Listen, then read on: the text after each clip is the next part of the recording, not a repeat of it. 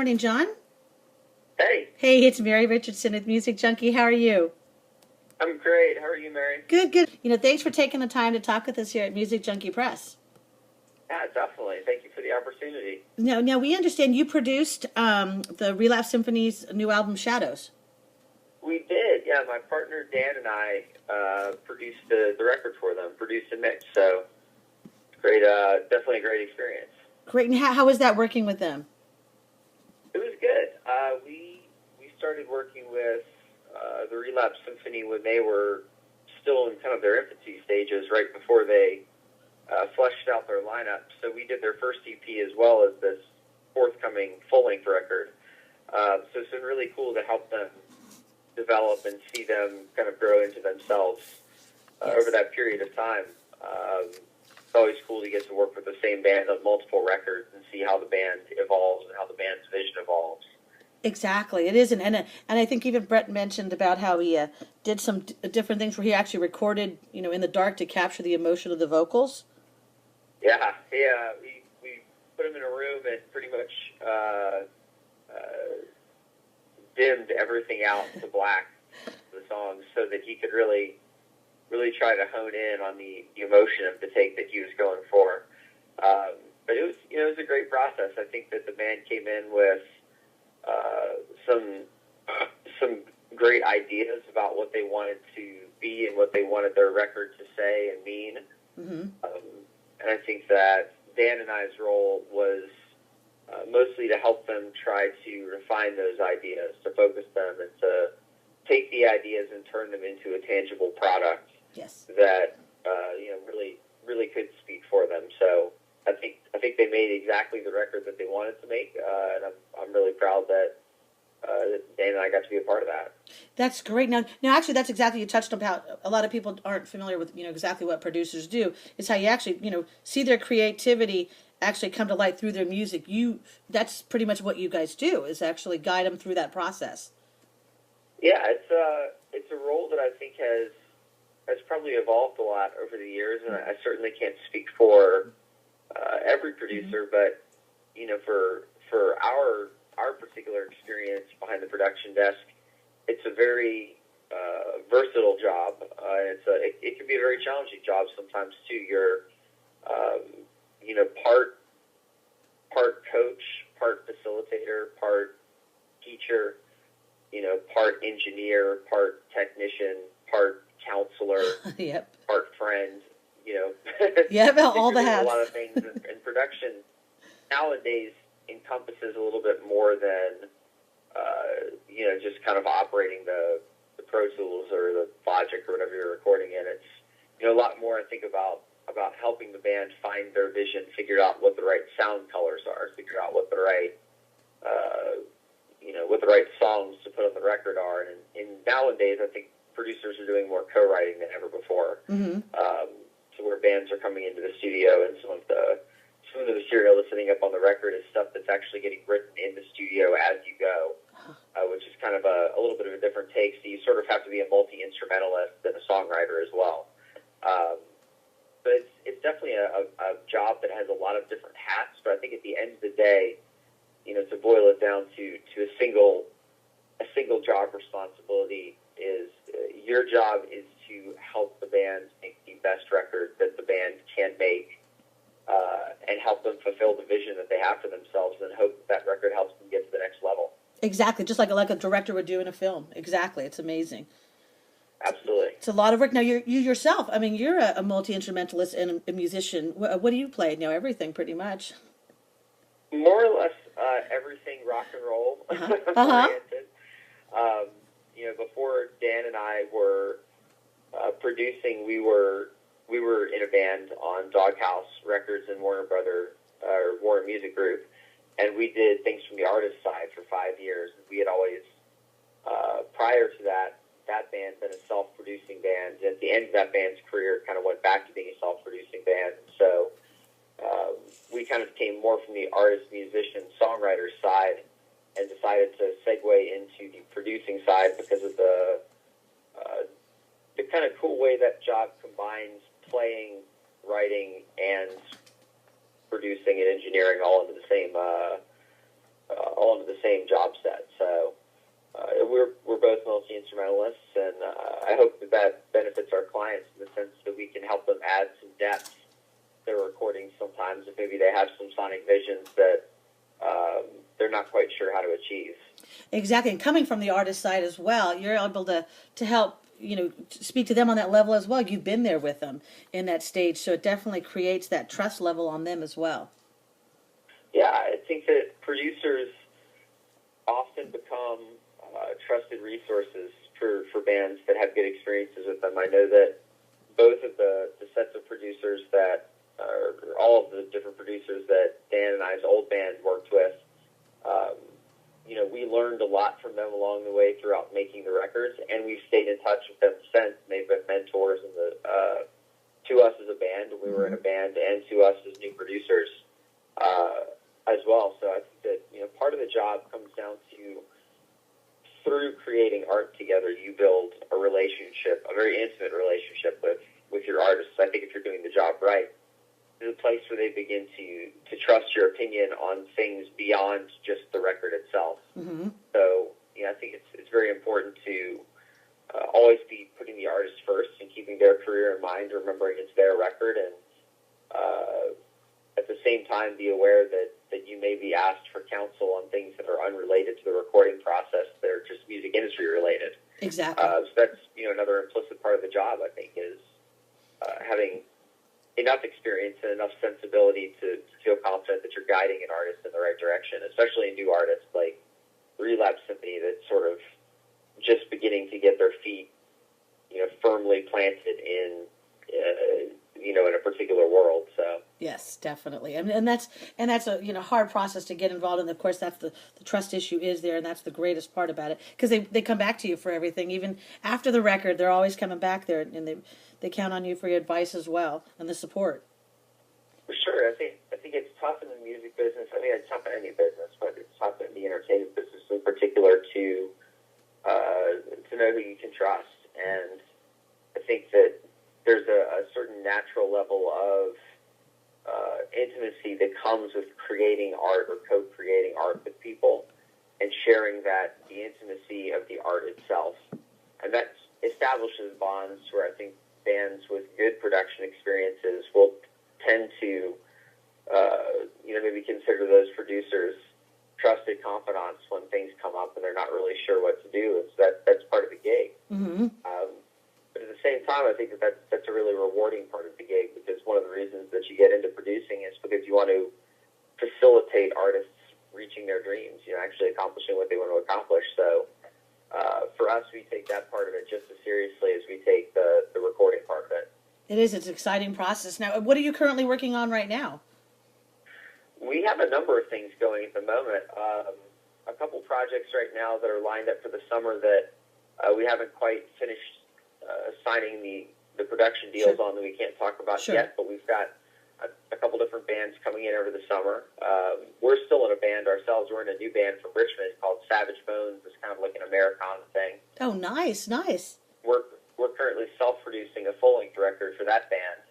And when's that going to be planned out? We're thinking summer, but we're not 100% sure. We're taking our time with it, and it's not really our primary source of business. But I think that the artist side of you never really goes away. Yes. Even if you switch roles and start doing more production and songwriting for other artists, I think that you still have, or at least some people still have, the inherent desire to be an artist themselves and make art for their own satisfaction. And I think that for Dan and I, that's what this project is about. So we're really taking our time with that and kind of making sure that we really believe in the songs and love the music and feel like it's the best work that we've done as artists ourselves. But it's cool to have the production experience to be able to keep it all in-house and have that luxury of time to really experiment and find what's right for us. Exactly. Yeah, that's the best part. Now, do you for yourselves with Savage Bones, do you have a particular songwriting process, or are you and Dan both writing it in it as well?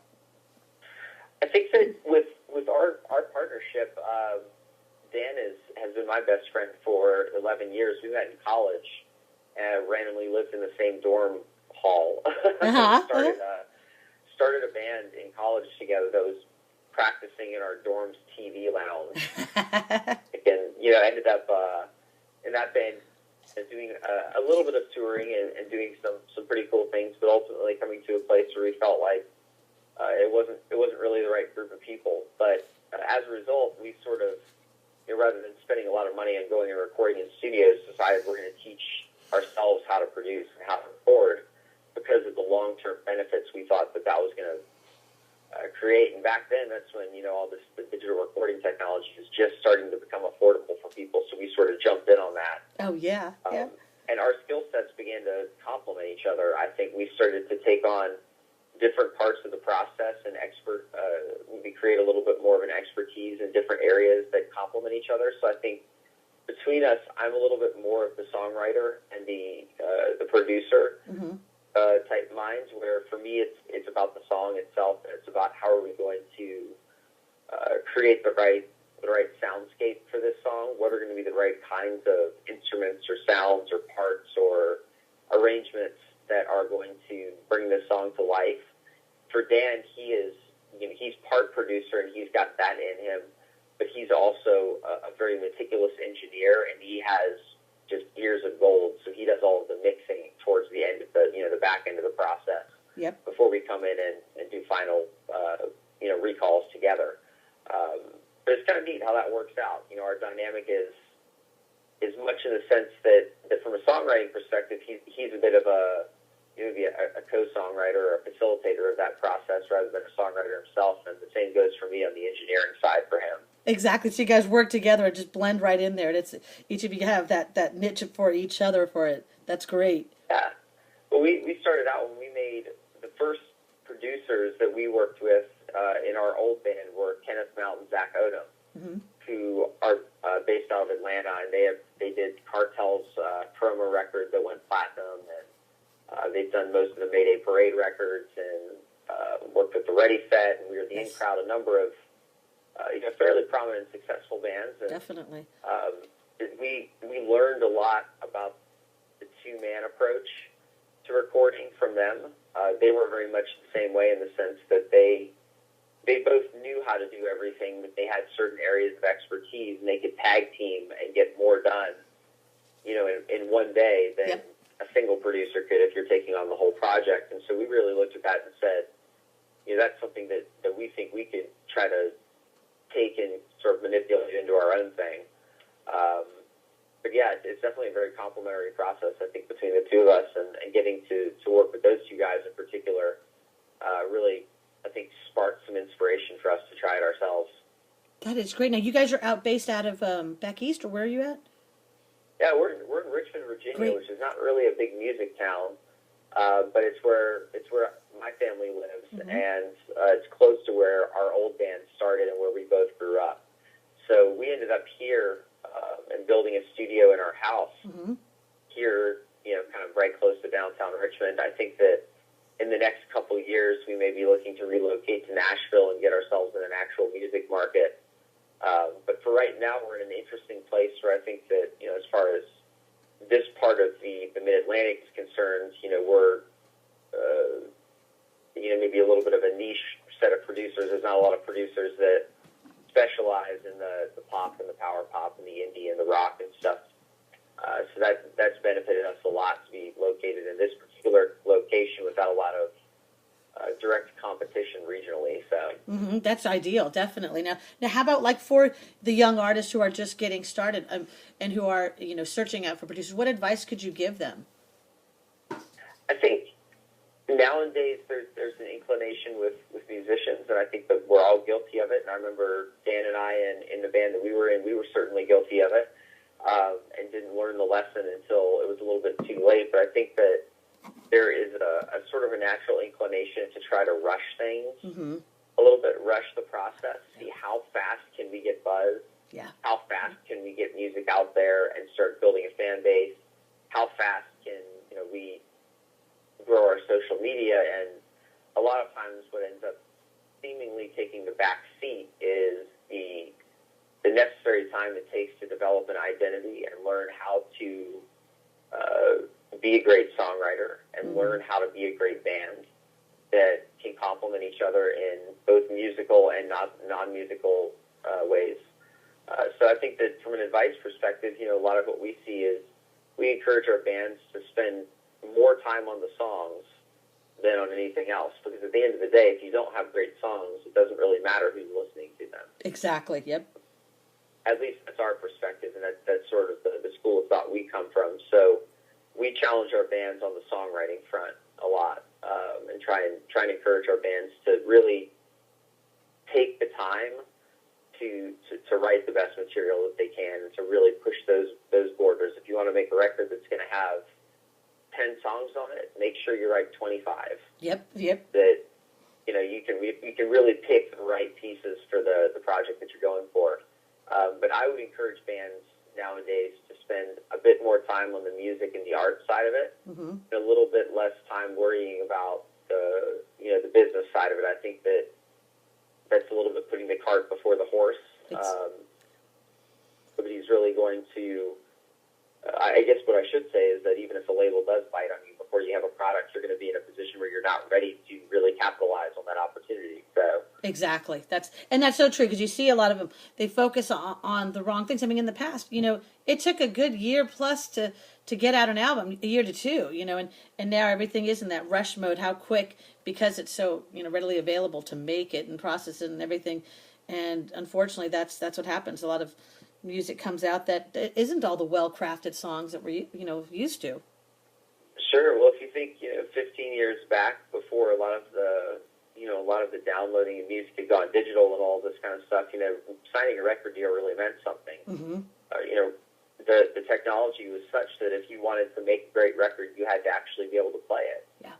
And that was the thing, was a producer's job back then was really learning how to get the takes out of bands. I think a producer's job now is merged into being this very blurry sort of mixture of getting the best takes out of bands versus knowing how to edit, takes that had something good about them with other takes that had something good about them, and at the same time helping a band make sure that the writing is as strong as it can be, and helping them, complete songs that maybe haven't fully fleshed out. But 15 years ago is a totally different story. So nowadays it's so with iTunes and things, services like TuneCore, you can get your music up and online for sale within 24 hours. Exactly. Very true.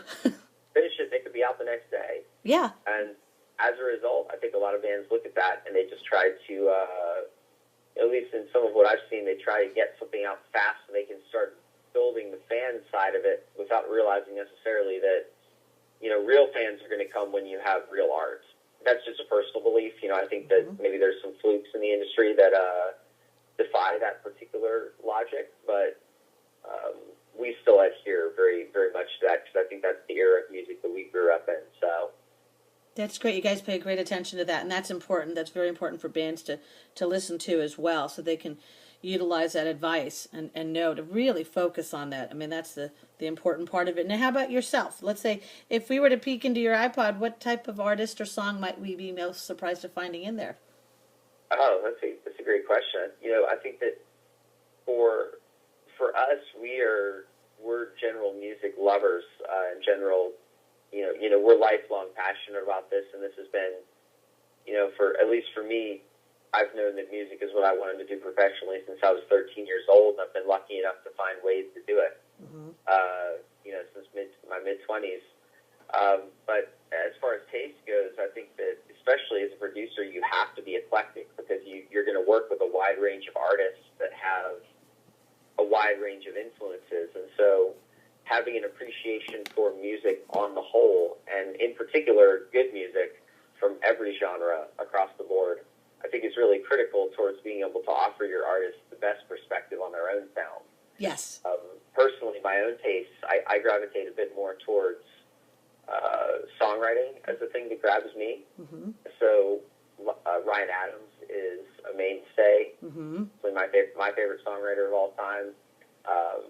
Coldplay is a huge influence in terms of production and the way that you build soundscapes. I think that they have this immaculate way of just creating sounds that take you to a completely different universe. Definitely. Stellar work, definitely. It really And I think that's what we look for, is music from genres that create a stir of emotion for us, make us feel something or inspire us to challenge ourselves in a new direction. And I don't think that really is restricted by genre. It just really depends on what they ask the question in terms of what's playing heavily on the iPod. Today it's Coldplay because they have a new record out, and it's Augustana because I just saw them last night live, and it completely floored me. Awesome. How incredible that band was, and now all of a sudden I'm like back and listening to all 4 of their records over and over again, being like, oh my God, like, this is incredible songwriting and incredible performance. So, if you were to ask 7 days from now, I'm sure I would give you a totally different answer. But Exactly, it is. I mean, that's the best thing about music. There's a different genre, sound, anything for any type of emotion you're feeling. I mean, and a lot of times I'm seeing it a little bit more with the younger generation, which they are opening up to it. Which, because it used to be, strictly that's it, what they're listening to, one thing, and now a lot of bands are trying new avenues and blending different genres into their music, and it's getting a little bit of a warm reception finally, which is great to see that other people are interested in taking that interest. Yeah, well, I think we had a while where, and music, I think it's a lot like any other form of art. Anybody that innovates some type of a hybrid sound will initially be met with resistance, but if that hybrid sound catches for whatever reason, you can be sure that there's going to be hundreds, if not thousands, of bands to try to follow in the footsteps after seeing that succeed and do exactly that. Exactly. Linkin Park is the greatest example that got turned down by who knows how many labels, saying this will never sell, this will never sell, this will never sell, and then somebody finally heard it and said, this is going to sell, and boom, one of the biggest bands in the world. And then you had these bands that kind of follow in that suit and try and, match that template because they think that that's going to be the way in. Whereas I think what it's really about is trying to make something that is honest to you. I know that we were, Dan and I, in the band that we were in, that toured internationally and, kind of got to do things from the artist side. We made the mistake of being a little bit young and naive and sort of hungry to see some business success with the band. And I think ended up writing some songs based on what we thought people wanted to hear, rather than based on what our best songs were and what we wanted to hear. I think seeing bands taking some chances and getting out there and moving into a bit more of a hybrid, eclectic, we're merging all of these different ideas together to create this new thing. It's really great.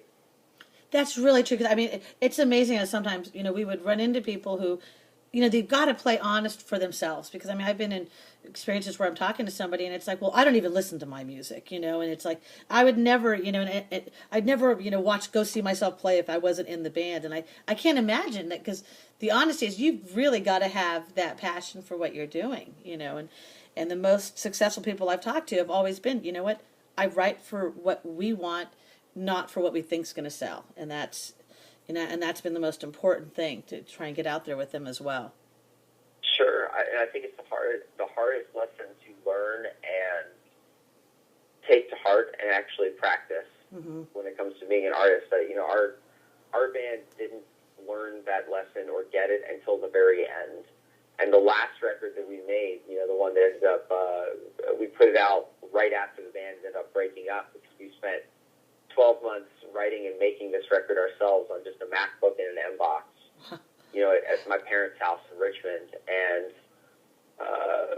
ultimately that band, kind of came to a place where it plateaued, and our drummer moved on to play in the band Falling in Reverse. And we kind of decided that it was time for us to try some new things. But it wasn't until 4 years into our career that we finally realized, who cares what the rest of the world thinks? If we love this, there's going to be somebody else out there that does. And success as an artist, I think, really should be associated with making something that 10 years from now you want to go back and listen to and say, that was real at that time in my life, and I'm so proud to put that out. That's it. And that's a hard lesson to learn. I think a lot of bands have to learn it the hard way. Our own band included had to do so. So definitely no fault on bands that are still in the process of learning that lesson, but I do think the faster that you can remove thinking about what the industry or what the fans want to hear from the equation, and start just getting down to trying to write songs that say something about yourself, that say something about your own taste in music and your own taste in art. I think the sooner you can do that, the sooner you start creating something that can really live and breathe and grow on its own. That is awesome. That's great advice for everybody, John. What we're going to do is we're going to try and put this up on our site. We'll put it in both ways. We'll put it probably in audio, and then we'll have it transcripted up in a producer series. What we're going to try and do, and put all the advice up there. And then lastly, is there anything you'd like to share with our audience? Sure. We are based out of Richmond, Virginia. We have a website. If anybody checking out this interview is interested in listening to any of our songwriting, production, or mixing, it's echodogproductions.com, or either of our names, JohnKendallRoyston.com or DanMiner.com. They all lead the same place. Mm-hmm. And we are definitely looking for, always on the scout for new talented artists that have interesting projects that they want to get done. We love getting new bands into our studio and getting a chance to try some new things. So definitely anybody listening that is interested and hears work and likes it, please feel free to reach out to us, because we're always interested in taking on new clientele. And if you're interested in hearing our own work as artists, our former band was called The Bigger Lights on Doghouse Records, and our current band is called Savage Bones from Richmond, Virginia, both of which can be found on pretty much all social media platforms if you search for them. Okay, and we'll put the links on there too. We'll put all the links on the site as well. Awesome. That'd be fantastic. No, thanks so much for your time, John. We're going to get this up, and I'll send you the link this week when we have everything live. Cool. Sounds great. Thanks so much for taking the time to chat. I had a great time talking with you. Me too, definitely. Learned a lot as well, and you got great advice for people. I love that. And we look forward to, I'm going to check out Savage Bones. I'm excited. Please do. I hope you dig it. It's definitely a lot different than some of, especially as we were talking about the Relapse Symphony record as a specific a specific example of something we've produced. It is probably about the furthest thing from the Relapse Symphony you can imagine, but JC is a fan, so. And you know what? I've got taste all over. I love it. I mean, that's the best thing. I'm just like you. You have to be in the music industry, and you have to enjoy everything. And there's always a music for whatever mood you're feeling or emotion, and that's the best part, is just to be open to listen to everything. Yeah, you have to. I think if you close yourself down to genres, I think what you're doing is creating a situation for yourself where you're going to miss out on a lot of really, really beautiful art. Exactly. No, I look forward to it.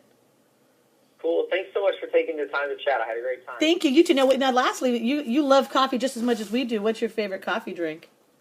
Oh my God, I am addicted. If I could mainline it directly into my spine and just have it going. Exactly.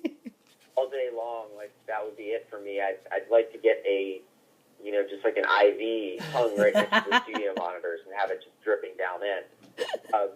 It changes. In Richmond we have a lot of cool sort of local coffee shops, as well as the obvious Starbucks. Yeah. Which is great. Everybody loves the old Starbucks, but we have an amazing coffee shop here called Lamplighter.